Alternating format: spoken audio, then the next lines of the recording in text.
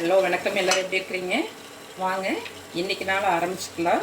இன்றைக்கி வந்து சூப்பராக சாம்பார் வைக்கலாங்க. நான் பாசிப்பருப்பும் துவரம்பருப்பும் எடுத்து நல்லா கழுவிட்டு வேக வச்சுக்கலாங்க. நல்லா ஒரு 3 விசில் வரட்டும். அப்படியே சைடில் மோர் குழம்பு வச்சுக்கலாம். இன்றைக்கி நம்ம வாழைக்காய் மோர் குழம்பு தான் வைக்க போகிறோம்.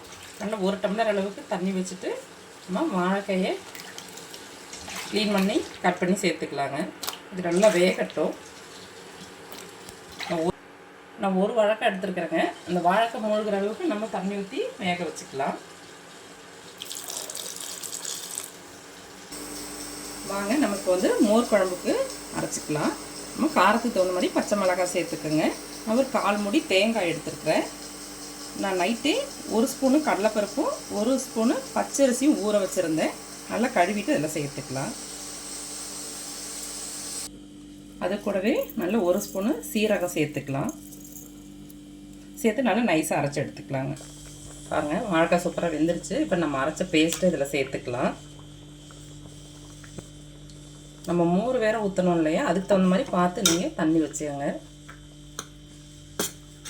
நம்ம கடலைப்பருப்பெல்லாம் போட்டுறதுனால போதுமான அளவு தண்ணி வச்சுக்கணும். சீக்கிரம் கெட்டியாயிரும். நம்ம கொஞ்சமாக தண்ணி ஊற்றிக்கலாம்.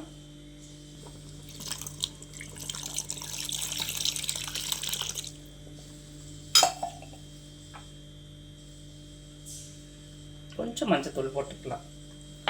நீங்கள் வந்து வாழைக்காய் வாயுங்கிறதுனால சின்ன துண்டு இஞ்சி, ஒரு பல்லு பூண்டும் கூட போட்டு இதில் அரைச்சிக்கலாம். இது வந்து இந்த மசாலா வெந்து வரட்டும், கொதிக்கட்டும், ஒரு கொதி வரட்டும். அப்புறமா நம்ம மோர் சேர்த்து தாளிச்சிக்கலாங்க. சாம்பாருக்கு பருப்பு வெந்துருச்சு. நம்ம இறக்கிட்டு காய் வேக வச்சுக்கலாங்க. நான் அளவாக தண்ணி வச்சு காய் சேர்த்துக்கிறேன். நான் பரங்கிக்காய், கத்திரிக்காய், முருங்கைக்காய், அவரைக்காய், பீன்ஸு, உருளைக்கிழங்கெல்லாம் சேர்த்துருக்குறேங்க. உங்களுக்கு என்ன காய் வேணுமோ நீங்கள் சேர்த்து செஞ்சுக்கலாம். இந்த மாதிரி எல்லா காயும் சேர்த்து செய்யும்போது சாம்பார் ரொம்ப நல்லாயிருக்கும். காய் நல்லா வேகட்டும். மோர் குழம்பு நல்லா கொதிச்சிருச்சு. அந்த பேஸ்ட்டு சேர்க்கும், நம்ம தேங்காய் இதெல்லாம் அரைச்சி சேர்க்கணும். சேர்க்கும் போது பொங்கும். நீங்கள் பார்த்து கிளறிக்கங்க. இப்போ வந்து நம்ம தாளிச்சிக்கலாம்.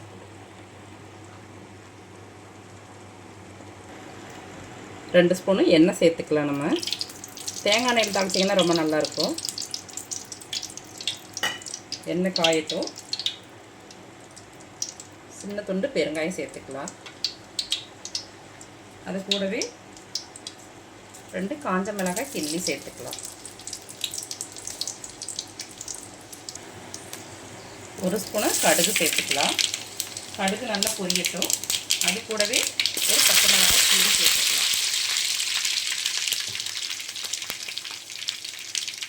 4 மிளகாய் போட்டு தாளிச்சிக்கலாங்க. அது கூடவே 2 கொத்து கருவேப்பிலை தாளித்து சேர்த்துக்கலாம்.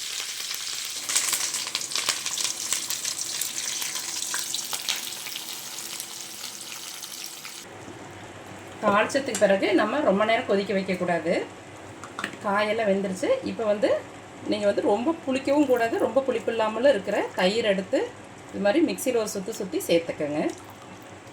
மோர் சேர்த்துட்டு பிறகு 1 நிமிஷம் அப்படியே சிம்மில் வச்சிங்கன்னா போதும், கொதிக்கக்கூடாது.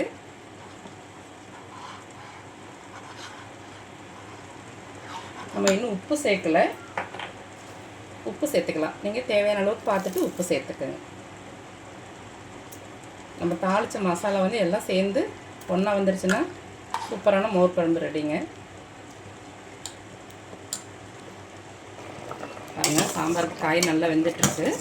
இன்னொரு 2 நிமிஷம் வேகட்டும். நம்ம பருப்பு சேர்த்துக்கலாம். பாருங்கள், மோர் குழம்பு சூப்பராக ரெடியாச்சுங்க. நம்ம இப்போ அடுப்பு ஆஃப் பண்ணிக்கலாம். மேலே கருவேப்பிலை, மல்லித்தழை ஒரு கொத்து போட்டுக்கலாங்க. பாருங்கள், பருப்பு நல்லா வெந்துருச்சு. நம்ம பாசி பருப்பும் துவரம் பருப்பும் சேர்த்து வச்சு சாம்பார் வைக்கும்போது ரொம்ப நல்லாயிருக்கும். நல்லா கடைஞ்சி விட்டு நம்ம காய் வந்து நம்ம 1/2 வேக்காடு வந்துருச்சு. நம்ம சேர்த்துக்கலாம் சாம்பாரில்.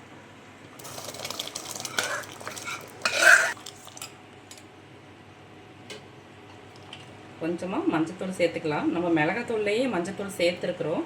மஞ்சள் சேர்த்து தான் அரைப்போம், விரலி மஞ்சள். இப்போது மிளகாத்தூளும் சேர்த்துக்கலாங்க. இது வீட்டு குழம்பு மிளகாத்தூள்.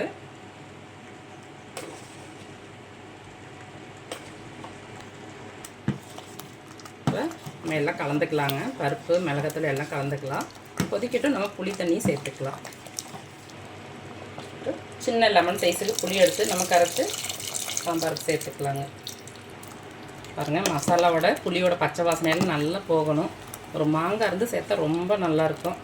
நல்லா கொதிக்கட்டுங்க. இப்போ நம்ம அளவாக உப்பு சேர்த்துக்கலாம்.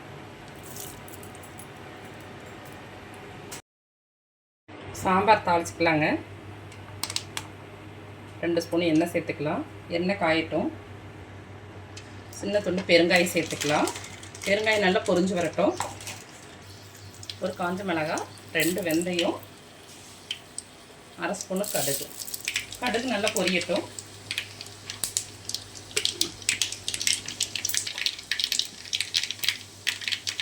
வெங்காயம் சேர்த்துக்கலாம்.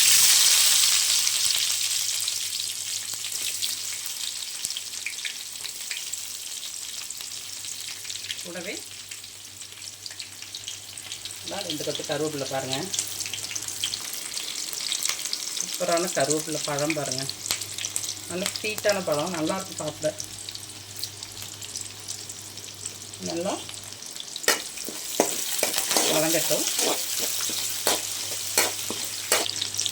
தக்காளி சேர்த்துக்கலாங்க. கொஞ்சமாக தக்காளி வதங்க உப்பு சேர்த்துக்கலாம். நம்ம சாம்பாரில் ஏற்கனவே உப்பு சேர்த்துக்கலாம், பார்த்துட்டு சேர்த்துக்கோங்க. மசாலா எல்லாம் பச்சை வாசனையெல்லாம் சேர்ந்து நல்லா கொதிச்சிருச்சு சாம்பார். நம்ம கொஞ்சமாக தேங்காய் பேஸ்ட்டு சேர்த்துக்கலாம்.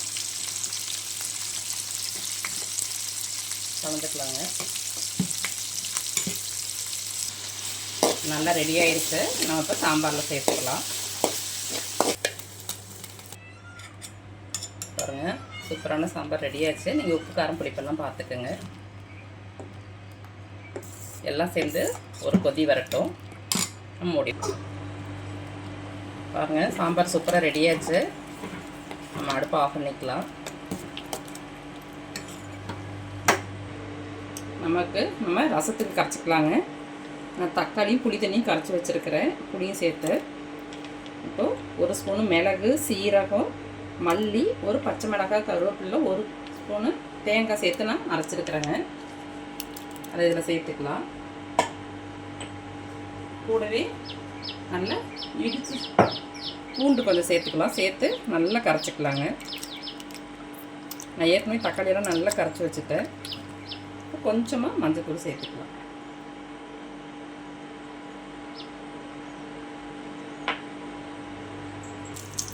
ரசம் தாளிச்சிக்கலாங்க. 1 ஸ்பூன் எண்ணெய் சேர்த்தாச்சுங்க. எண்ணெய் நல்லா காயட்டும். சின்ன துண்டு பெருங்காயம் சேர்த்துக்கலாம். 2 காஞ்ச மிளகாய் கிள்ளி சேர்த்துக்கலாங்க. 1 ஸ்பூனு கடுகு சேர்த்துக்கலாம். கடுகு நல்லா பொரியட்டும்.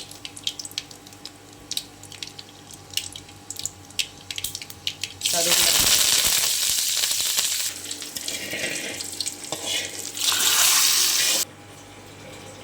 ரசம் கொதிக்கட்டுங்க.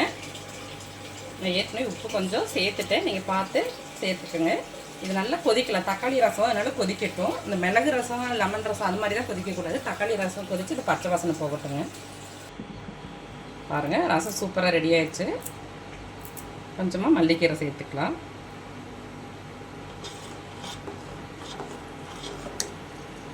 அடுப்பு ஆஃப் பண்ணிடலாங்க. சூப்பரான பொரியல் செஞ்சுக்கலாங்க. முட்டைகோஸ் பொரியல் தான். பாருங்கள், நான் நல்லா துருவி வச்சுட்டேன். இது எப்படி நைஸாக இவ்வளோ நைஸாக துருவி பாருங்கள், இவ்வளோ நைஸாக இருக்குதுங்க. பாருங்கள், பூவாக இருக்கும். இது எப்படி துருவுறதுன்னு ஏற்கனவே நான் ஷார்ட்ஸ் போட்டுருக்கிறேன், போய் பாருங்கள். நான் அது கூடவே 2 ஸ்பூனு பாசிப்பருப்பு எடுத்து ஊற வச்சு சேர்த்துருக்குறேன். இப்போ எல்லாமே முட்டைக்கோசெல்லாம் நல்லா கழுவிட்டு வச்சுருக்கிறேன். தண்ணியை வடிச்சிட்டு நம்ம சேர்த்துக்க வேண்டியது தான். எண்ணெய் சட்டியில் 2 ஸ்பூன் எண்ணெய் ஊற்றிருக்கேன். எண்ணெய் நல்லா காயட்டும். 1 ஸ்பூன் கடுகு சேர்த்துக்கலாம். கடுகு வெடிச்சிருச்சு. நம்ம பொடியாக நறுக்கிற வெங்காயம், காரத்துக்கு தகுந்த மாதிரி பச்சை மிளகாய் கீரி சேர்த்துக்கோங்க. கருவேப்பிலை எல்லாம் சேர்த்தாச்சுங்க. சேர்த்து நல்லா வதக்கிக்கலாம்.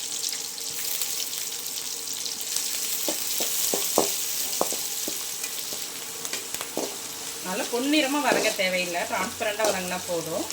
இந்த அளவுக்கு இருந்தால் போதுங்க. இப்போ நம்ம கோஸை சேர்த்துக்கலாம். நான் அரிஞ்சிட்டு தான் நல்லா அலசி வச்சுருக்கிறேன். அதனால் தண்ணி வடிய வச்சு சேர்த்துக்கோங்க. கொஞ்சமாக உப்பு சேர்த்துக்கலாம். சேர்த்து நல்லா கலந்துக்கலாம்.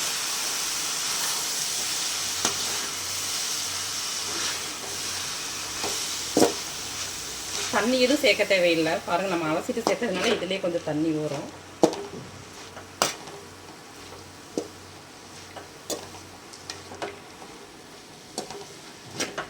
நல்லா வதங்கட்டு ஒரு 2 நிமிஷம். சீக்கிரமே வெந்துற முட்டைக்கோசு. மேக்ஸிமம் ஒரு 5 to 10 நிமிஷத்துலேயே செஞ்சிடலாம். பாருங்கள், சூப்பராக வதங்கிருச்சு. தேங்காய் பூ துருவி சேர்த்துக்கலாங்க. இதுக்கு தேங்காய் பூ கொஞ்சம் கூடுதலாக சேர்த்தா ரொம்ப நல்லாயிருக்கும். சேர்த்து கலந்துக்கலாம்.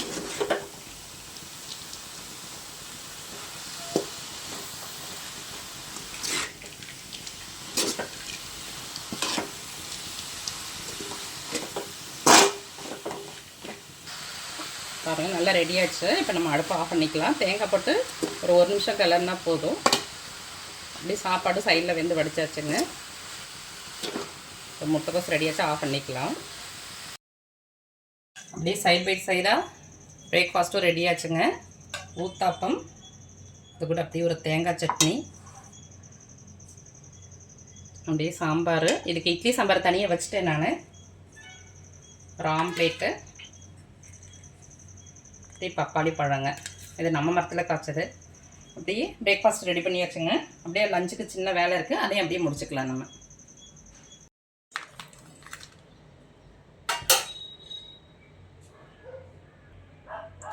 நெத்திலி மீன் பொரிச்சு வச்சாச்சுங்க. அப்படியே சாம்பார், நம்ம செஞ்ச வாழைக்காய் மோர் குழம்பு, அப்படியே சவுச்சவு கூட்டு, ரசம், முட்டைக்கோசு பொரியல், நேற்று வச்ச மீன் குழம்பு இருக்குதுங்க, நெத்திலி மீன் குழம்பு. ஃபஸ்ட்டு அதை போட்டு சாப்பிட்டுட்டு மற்றதெல்லாம் பிறகு சாப்பிட்லாம். நல்லா சுட சுட சாதம்,